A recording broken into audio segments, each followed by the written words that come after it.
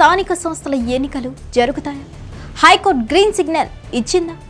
ఎట్టి పరిస్థితుల్లో అయినా కాంగ్రెస్ స్థానిక ఎన్నికలు జరగాలని పట్టుపట్టి కూర్చుంది. అందుకోసం ప్లాన్ బిని సిద్ధం చేసుకుంది. ప్లాన్ బి దెబ్బకు ఎన్నికలు పక్కానా? ఇంతకీ ఆ ప్లాన్ బి ఏంటి? రేవంత్ ప్లాన్ బి వర్కౌట్ అయ్యేనా? Let's watch.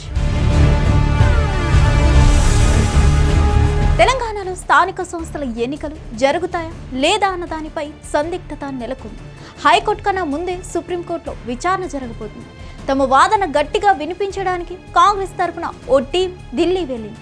అయితే అసెంబ్లీలో ఆమోదం పొందినప్పటికీ ఇంకా గవర్నర్ గెజిట్ జారీ చేయనందున ఆ బిల్లు ఆధారంగా ఇచ్చిన జీవో చెల్లదన్న అభిప్రాయం ఎక్కువ మందిలో ఉంది.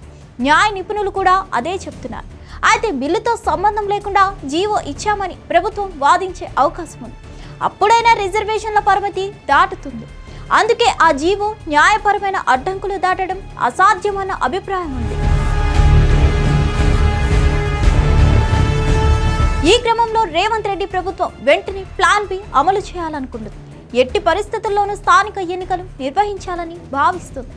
కోర్టులో గ్రీన్ సిగ్నల్ వస్తే 9వ తేదీ నుంచి బీసీలకు 42% రిజర్వేషన్లతో ఎన్నికలు జరుగుతాయి. ఆటంకాలు వచ్చినా పాత జీవోల ప్రకారం రిజర్వేషన్లు ఖరారు చేసి వారంలో మళ్లీ నోటిఫికేషన్ ఇచ్చేలా ఎన్నికల సంఘాన్ని అప్రమత్తం చేసినట్లుగా భావిస్తున్నారు. తాము 42% బీసీలకు రిజర్వేషన్లు ఇవ్వాలనుకున్నాం, కానీ విపక్షాలు ఆటంకం కలిగించాయని, అందుకే రాజకీయంగా రిజర్వేషన్లు ఇచ్చి ఎన్నికలు నిర్వహిస్తున్నామని ప్రకటించే అవకాశం ఉంది.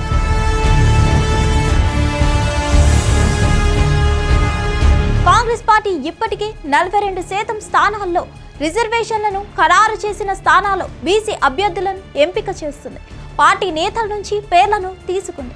అధికారికంగా రిజర్వేషన్లు లేకపోయినా ఇప్పుడు బీసీలకు కేటాయించిన స్థానాల్లో ఆ సామాజిక వర్గం వారికి సీట్లు కేటాయించే అవకాశాలు ఉన్నాయి. తాము 42% రిజర్వేషన్లు ఇస్తే ఇతర పార్టీల వారికి ఇవ్వక తప్పదని, అప్పుడు క్రెడిట్ కాంగ్రెస్ పార్టీకే వస్తుందని రేవంత్ రెడ్డి భావిస్తున్నట్లుగా తెలుస్తోంది.